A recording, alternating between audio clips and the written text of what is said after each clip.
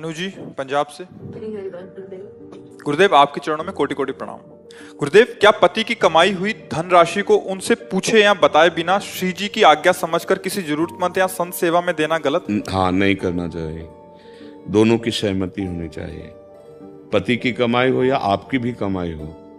जैसे मान लो आप भी नौकरी कर रहे हो, तो माताएं बहनें भी नौकरी करती हैं, तो आपने दोनों ने हाथ मिलाया है ना। पाणी ग्रहण का मतलब क्या होता है? देखो, अगर ठीक से चलोगे तो तुम्हारा ये भी जीवन मंगलमय होगा और परिणाम भी मंगलमय होगा। पति जब वर्ण कर लिया तो उसे साक्षात भगवान समझो, और पत्नी जब हमारे शरण में हो गई तो उसे अपने प्राण समझो। पति को चाहिए अपनी पत्नी को प्राणवत पोषण करे, और पत्नी को चाहिए पति को अपना भगवान समझे। तो अब हमारे लिए हमारे पति से बढ़कर कोई भगवान नहीं है। तो अगर हमारे भगवान चाहते हैं कि इनको 100 रुपया दे दो तो हम देंगे, नहीं, हमारा कोई धर्म नहीं है। हमारा धर्म है एकमात्र पति की आज्ञा में रहना, और पति को चाहिए कि जैसे हम अपने प्राणों का पोषण करते हैं ना, ऐसे पत्नी को दुलार करें। पर अब आजकल जो है इन सब बातों को कोई न सुन रहा है न समझ रहा है, और अपने पति को, आपका एक ही धर्म एक व्रत नेमा, काय वचन मन पति पद प्रेमा।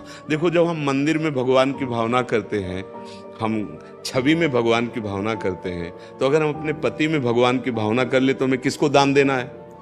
पति की आज्ञा हो तो कर रहे हैं, नहीं तो हमारे पति हमारे लिए भगवान है। उनको खिलाओ पिलाओ, उनकी सेवा करो, उनके भाव से चलो, सच्ची मानो, सब में भगवान है।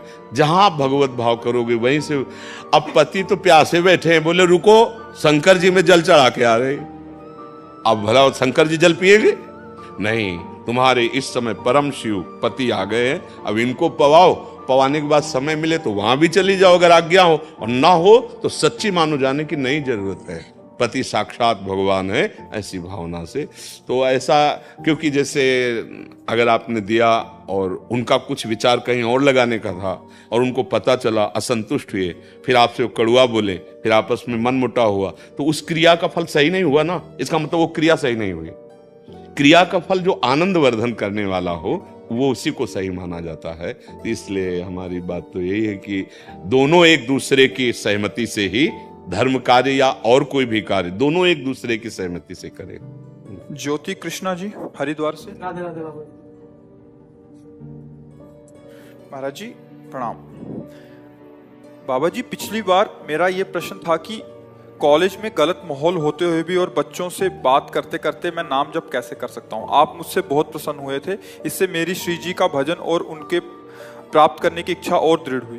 बाबा जी, मैं कॉलेज में संगीत भी सीखता हूँ। बाबा जी, इसमें चकाचौंध और सभी की तारीफें बहुत मिलती हैं। मैं इन सब चीजों में ना फंसूं और संगीत में श्री जी से को कैसे जोड़ूं? संगीत पहली बात तो है कि सावधानी रखनी कि जो संगीत सेवा है इसका प्रभाव होता है हृदय को द्रवित करना, हृदय को द्रवित करना। इसमें बहुत सावधानी से शब्द सुनना। काम को बहुत बड़ा अवसर मिलता है, प्रेम में भी ये सहयोगी है और काम में भी ये बहुत ही प्रेरणा प्रदान करने वाला है।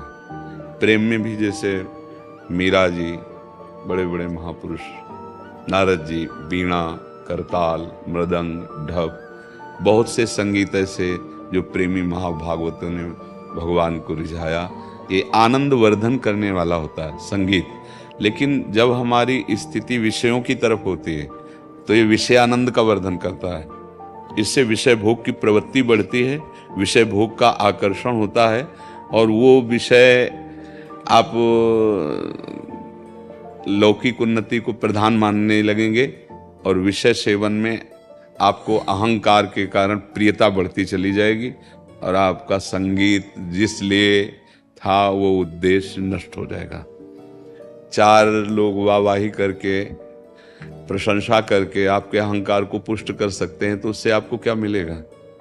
हृदय असंतुष्ट है और बाहर से लोग वाहवाही कर रहे हैं, तो फायदा क्या हुआ? हृदय में हमारे जलन पैदा हो रही, पेट बहुत भूखा, बाहर से लोग कह रहे हैं बहुत बड़ा आदमी 56 भोग पा के आ रहा है, उससे हमें क्या होगा? तो संगीत बहुत दिव्य वस्तु है, और संगीत गिराने में भी बहुत सहयोगी है। इसको अन्यथा न लिया जाए, बहुत सावधानी से समझा जाए। यदि रजोगुण के द्वारा लौकिक ख्याति की प्राप्ति और लौकिकता का ही लक्ष्य रहेगा तो आकर्षण होता है संगीत से। वो आदमी भ्रष्ट होता चला जाएगा, वो पतित हो सकता है, वो व्यभिचारी हो सकता है, वो अपने मार्ग से बहुत बड़ी गलती करके गिर सकता है। बस संगीत वाले को अगर उत्तम संगीत, भले वो लौकिक गीत ही क्यों ना गाने हो, पर उसको अपने सदाचार की रक्षा करनी चाहिए। सदाचार समझते हैं ना? पवित्रता, विचार की पवित्रता, आचरण की पवित्रता। अगर कोई भी किसी भी विषय का और वो आचरणहीन है तो 4 दिन के लिए भले उन्नति हो जाए, इसके बाद उसको डिप्रेशन में जाना पड़ेगा। इसके बाद वो मदिरा पान करेगा और एकांत में बैठ करके जलेगा कि वो तो हमसे आगे निकला जा रहा है, हम अब कैसे आगे, हम कैसे छाएं। अगर 1-2 बार छा भी गया ना तो भी फिर वो डाउन होगा। सत्य वस्तु सत्य है और असत आचरण असत है। संगीत भगवान को रिझाने के लिए बहुत सुंदर सामग्री है, पर यदि इसका प्रयोग लोक में भी किया जाए तो अगर जय हो रही है, अगर ख्याति बढ़ रही है, तो प्रभु ने गुण दिया है, उनका है। अगर वो न चाहे तो एक बार आप सा भी नहीं बोल सकते। पूरे सरगम और स्वरों की तो बात जाने दो, आवाज उन्होंने दी है, गुण उन्होंने दिया है, तो जय उनकी हो रही है। हम अपनी ना माने और जो हमसे रीझे तो वो रीझना भी प्रभु के लिए हो। अगर अपने को मान लेंगे कि हम बहुत अच्छे गायक, बहुत अच्छे, वो गिर जाएंगे। अच्छा देखो, इतने बड़े बड़े हमारे देश में गायक हैं, गायक हुए और गायक होते रहेंगे। यदि हमारे प्रभु से नहीं जुड़े, सत्य वस्तु से नहीं जुड़े, तो 4 दिन तालियां बजी, अब इसके बाद फिर क्या है? कौन जानता है हमको? कौन मानता है? गया। अब वो जीव जहां गया अपने कर्मानुसार हो। अब यहां हम अगर उसके लिए बैंड भी बजाएं तो उसके काम आएगा क्या?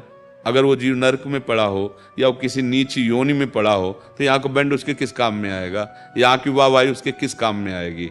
इसलिए ध्यान रखे कि जितनी वाहवाही है ये सब उन्हीं को दे दे जिनका संसार है, और अपने कर्तव्य का पालन करे और सदाचारहीन ना होने पावे कोई भी।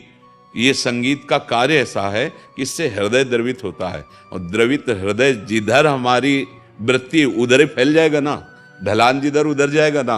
अगर ढलान विषयानंद की तरफ है ना तो विषयानंद में फैल जाएगा। वो आदमी हो चाहे जो शरीर वाला हो, वो व्यभिचारी हो जाएगा पक्का। और जो इसको संभाल ले गया तो यहां भले नाम हो या ना नाम हो, लेकिन जिनका नाम वास्तविक है वेदों में, शास्त्रों में, ऋषि मुनि, उससे आपको कृपा मिल जाएगी। सदाचारी पवित्र आचरण वाला ही जगत में और परलोक में भी सुख शांति को प्राप्त करता है। व्यभिचारी 4 दिन की चांदनी है। 4 दिन ठीक है, माना है तुम्हारा सुपरहिट गाना हो गया, सुपरहिट विषय हो गया, और जिस दिन पुण्य नष्ट हो जाएंगे कोई पूछेगा नहीं, और तुम्हारा मन ही तुमको इतना कोसेगा कि तुम सोचोगे कि क्या शरीर नष्ट कर दूंगा। ऐसी जलन पैदा हो जाएगी। और घटनाएं हो रही हैं, सुन भी लो, देख भी लो। क्यों? क्योंकि सुकृत है तब तक तो ठीक है। जिस दिन दुष्कृत का नंबर लगा, वो वर्तमान का दुष्कृत और जो जमा दुष्कृत वो नष्ट कर देगा। इसलिए बच्चा, सबको चाहिए चरित्र को संभाल ले। वही संगीतज्ञ है, वही ज्ञानी है, वही महात्मा है, वही विद्वान है, वही बलवान है। और जिसका चरित्र बिगड़ गया तो सब कुछ बिगड़ गया। सदाचार की रक्षा करना। देखो, ब्रह्मचर्य अगर आपका सही है तो आपका स्वर आलाप किसी को भी मोहित कर सकता है। आप अपने देश के सबसे बड़ी गायिका, अगर उनके जीवन चरित्र में अंदर प्रवेश करके देखो तो एक ब्रह्मचारिणी थी, कभी भी उसने विषय सेवन नहीं किया। तो वृद्धावस्था में भी कोकिल बहनी रही है, कोकिल बहनी। कभी वो बहुत संत थी, भले लौकिक गीत गाई थी, पर हमारी भावना उनके प्रति संत भावना है, क्योंकि वो जितेंद्री थी, विषय सेवन नहीं। तो वृद्धावस्था में भी जब वो, कोई भी ऐसा विश्व में नहीं है कि उनकी आवाज से एक बार प्रभावित ना हो जाए। ये सदाचार का प्रभाव है, ये संयम का प्रभाव है। तो अगर गाना ही है तो भगवान को प्रधान रखना कि सबके हृदयों में आप ही बैठे हो नाथ, और चरित्र पवित्र रखना।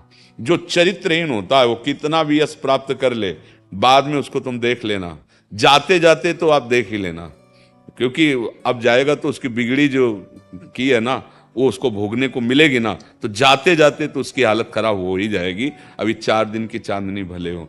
बेविचारी, अपवित्र आचरण करने वाला, अपवित्र नशे करने वाला न यहाँ सुखी रहता है न वहाँ सुखी रहता है। हाँ, ये है कि 2-4 गाने हिट हो गए, सुपर हिट हो गए तो तालियां बजी, वाहवाही, तो पार्टी बनी, तो अहंकार को पचा नहीं पाता है।